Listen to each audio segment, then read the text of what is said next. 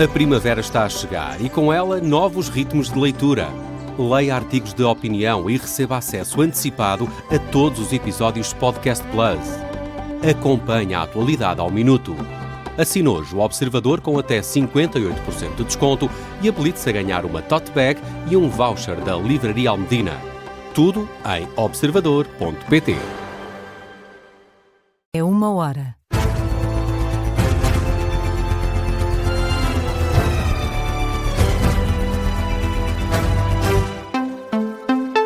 Boa noite, o meu nome é Martim Madeiras. Vamos então ao Jornal da 1h. Começamos com o Ministério Público, que decidiu arquivar o processo dos cartazes afixados por André Ventura antes da campanha para as presidenciais. A informação foi confirmada à agência Lusa por uma fonte da Procuradoria-Geral da República. Em causa, os cartazes que diziam que isto não é o Bangladesh ou com referências à comunidade cigana. As mensagens afixadas foram consideradas racistas e xenófobas pelos autores das denúncias, que temiam que pudessem configurar um crime de discriminação e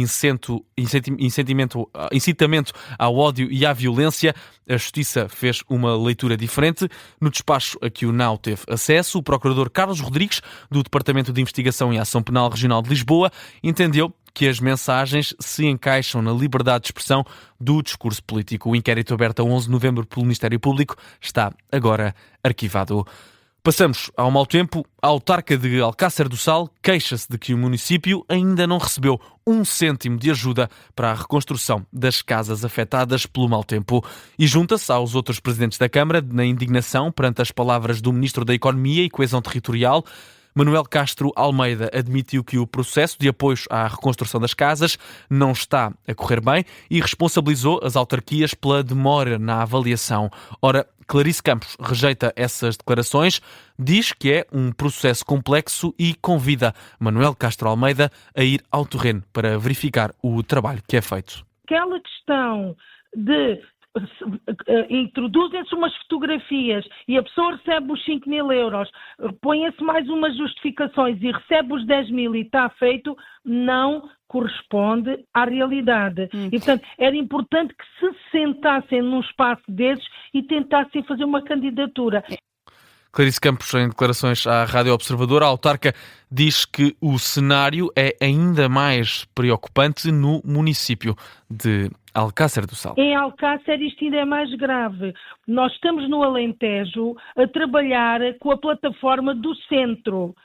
E estamos em Alcácer a trabalhar com a CCDR Alentejo, que hoje, no dia de hoje, não tem um único cêntimo para dar às pessoas nas candidaturas aprovadas, ao contrário da região centro e da região de Lisboa e Vale do Tejo. Ainda hoje, mais de um mês depois, quase 2 meses depois, nós não temos um cêntimo na região Alentejo. A autarca Clarice Campos recorda que têm sido os municípios a estar na linha da frente e a enfrentar as consequências das intempéries. Os presidentes da Câmara de Leiria e de Marinha Grande alinham nas críticas ao governo. E agora junta-se à comunidade intermunicipal da Beira Baixa, que manifestou solidariedade com o município de Leiria e refuta as declarações do ministro Castro Almeida. Explica que as autarquias têm vindo a trabalhar com os meios que têm disponíveis, sem qualquer tipo de reforço, meios que são claramente insuficientes para dar uma resposta dentro dos prazos estabelecidos pelo governo. António José Seguro tem esta quinta-feira a primeira reunião semanal com Luís Montenegro. Vão decorrer, como habitual, no Palácio de Belém. Segundo a agenda do chefe de Estado divulgada à comunicação social, a reunião está marcada para as 4 da tarde. Depois das cerimónias oficiais de posse como Presidente da República na segunda-feira, em Lisboa, António José Seguro esteve em Arganil, Guimarães e no Porto na terça-feira. No futebol, o Sporting perdeu na Noruega para a Liga dos Campeões e deixa assim em risco o apuramento para os quartos de final. Perdeu por 3-0 contra o Bodo Glimt, jogo da primeira mão dos oitavos de final. No final da partida, o treinador do Sporting, Rui Borges, diz que faltou atitude e disponibilidade física à equipa. Falta de energia em muitos jogadores. Fomos-nos deixando abater no sentido de não conseguimos entramos bem até na primeira parte, logo ao início do jogo, e depois fomos perdendo ali fomos criando alguma desconfiança. Faltou-nos timing, expressão, porque essa atitude competitiva não estava na energia que devia estar. Fomos ficando frustrados um pouco em termos até coletivos de equipa, e deixámos o adversário ir crescendo naquilo que era chegar ao nosso meio campo ofensivo, ao nosso meio campo defensivo. Rui Borges, em declarações à Sport TV, já o treinador do Bodo Glimt, Kjetil Knutsen, considera que o segredo da vitória foi a forma como os jogadores construíram o jogo. I think especially in the first half. Acho que, sobretudo na primeira parte, fomos muito bons a livrar-nos da pressão do Sporting. Senti que controlámos o jogo já no segundo tempo. Acho que poderíamos ter matado a partida, mas abrimos muito mais o jogo.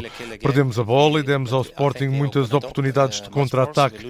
Não era necessário, porque senti que controlámos muito bem o jogo. Mas esta foi apenas a primeira mão. Estamos ansiosos pela próxima semana e vai ser um jogo difícil.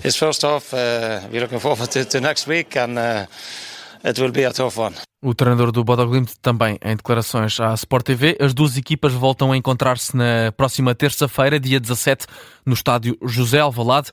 A partida tem apito inicial às 5h45.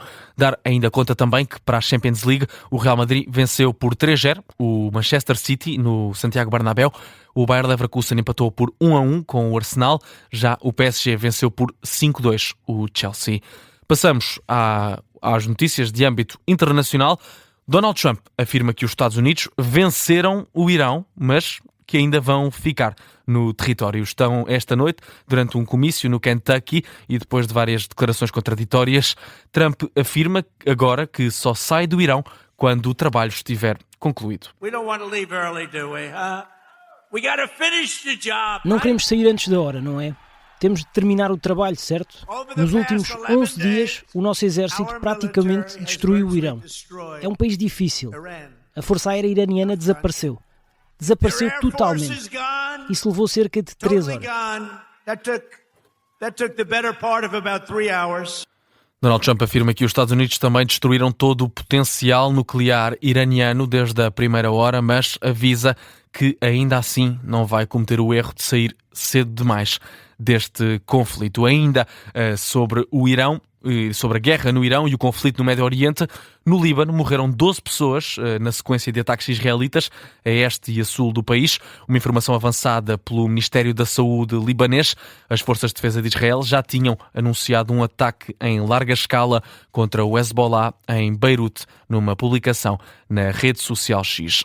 Há também, agora, no notícias internacionais, há um português entre as vítimas do incêndio num autocarro que matou 6 pessoas e fez 5 feridos esta terça-feira na Suíça. É o que adianta o Ministério dos Negócios Estrangeiros. O acidente aconteceu perto de Friburgo, na Suíça. As autoridades suíças adiantaram hoje que o incêndio foi causado por um homem alegadamente perturbado que se imolou. Estão afastadas as motivações terroristas. 3 suspeitos do atentado contra a embaixada americana na Noruega são de origem iraquiana. São 3 irmãos que residem em Oslo, é o que adianta a polícia local.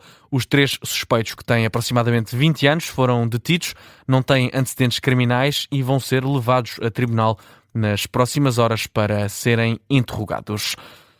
Mais de metade das mortes maternas registadas entre 2020 e 2024 ocorreram em mulheres com 35 ou mais anos. São quase 62% das mortes de gestantes, de acordo com um relatório da Direção-Geral de Saúde. É assim reconfirmado o aumento progressivo do risco da morte materna nas idades mais avançadas.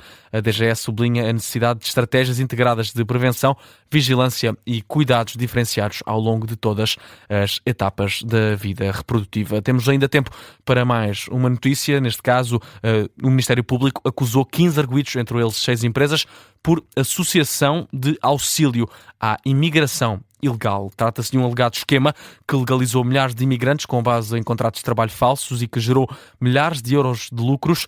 De acordo com a Procuradoria-Geral da República, a acusação acontece um ano depois da Operação Contrato Formoso, que desmantelou uma rede gerida a partir do Martim Muniz, em Lisboa.